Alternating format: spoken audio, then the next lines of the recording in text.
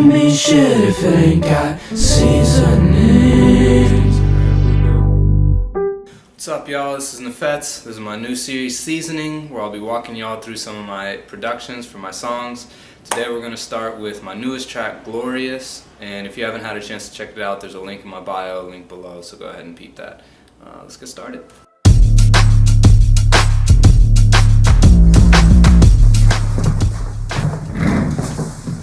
So the first thing that I want to focus on are the little pads, the little synths that start on the intro and go through all the choruses. Try to keep it pretty sparse because I really wanted those vocals to cut through and feel, big. So for the synth, I'm using Spark VST, which is inside Reactor 6. I like to use it for a lot of the pluckier kind of sounds. And the chords are pretty straightforward. So the chords for this part are just D minor 7, E minor 7, and then F major 7, right? So if we walk it through with the sound, it's...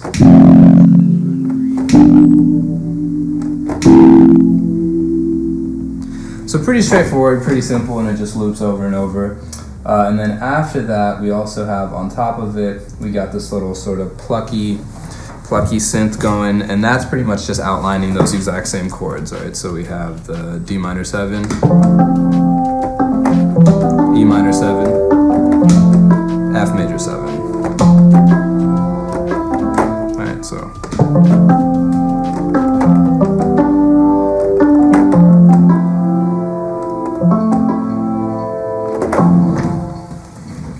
So together, those sound like.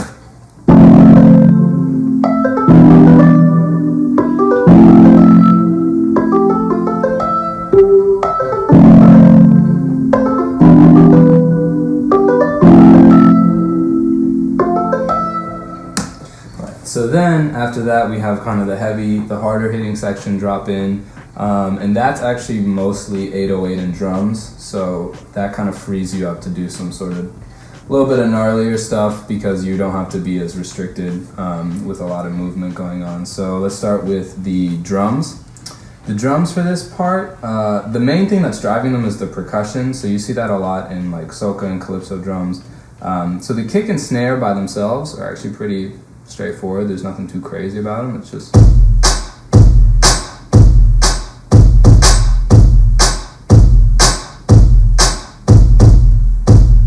right.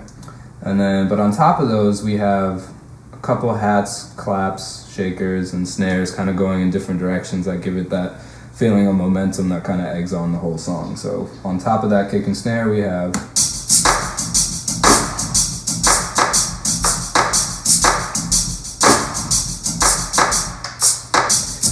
one thing I really like to do is play around with some of the velocity, right? So you can kind of see it in the waveforms. I made these drums in Machine and then exported it.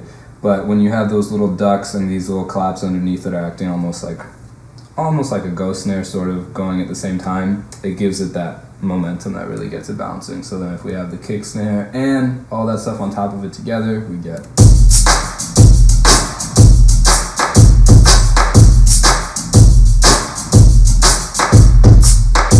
So already that sort of sets the tone for the driving aspect of this track. And then on top of it, we have my favorite part of the track, which is the 808. So this is sampling one of my 808s in some of the packs I use. I use Machine to sample it and chop it. And on the keys, all it's really playing, so again, we're starting with the root of D, and it's just doing, oh, get that loaded up.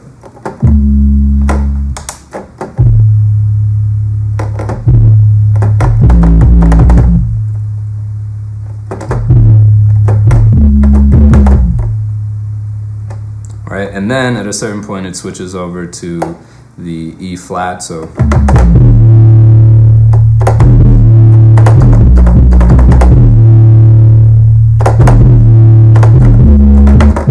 then back to the D. So when we put that on top of the drums, all together we have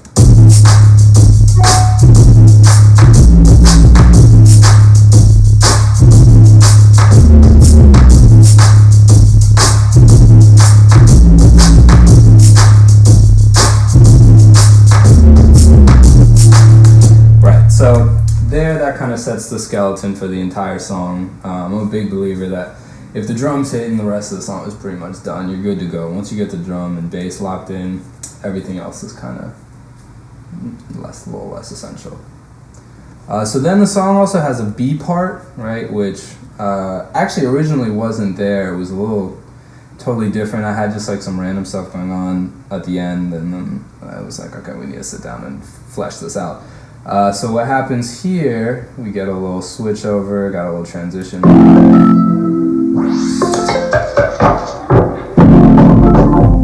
So what I did actually, that's the same plucky little thing we had going in the intro, but I put it through a little warper joint going, so we got, instead of the normal right, we get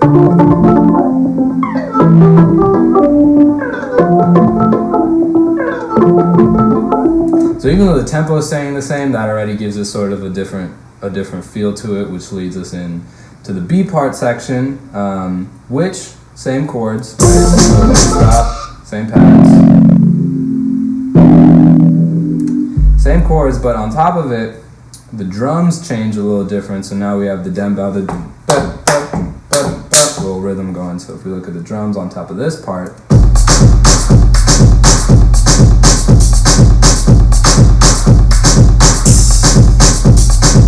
and again, it's really all about the perks here. That's sort of what's driving the entire movement of this section. So if we look at just the perks going, we get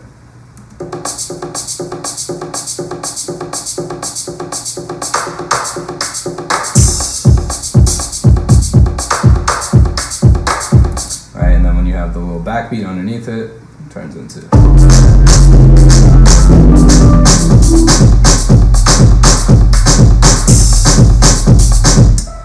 808 pattern changes a little bit here too to match the drums a little better, so it's just a little more driving.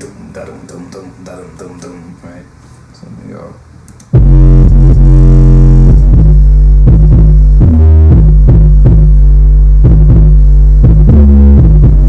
So again, no tempo change here, it's just entirely the way the song moves that kind of gives it that end feel.